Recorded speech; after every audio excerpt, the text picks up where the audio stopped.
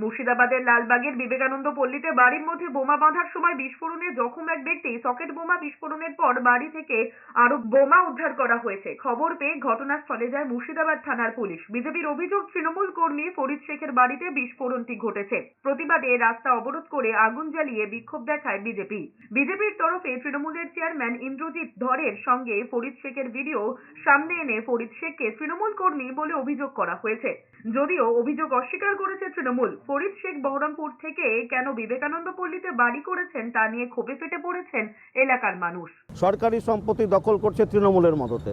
তৃণমূলের ঘোষিত নেতা ওখানকার কয়েকজন রয়েছে, গ্রামীণের এবং শহরের। তারা প্রতিনিয়ত এনিমি প্রপার্টি হস্তগত করছে এবং সেগুলোকে চড়া মূল্যে বিক্রি করছে। যারা কিনছে তারা বহিরাগত, তারা বাংলাদেশের না রোহিঙ্গা না পাকিস্তানি কেউ জানে না।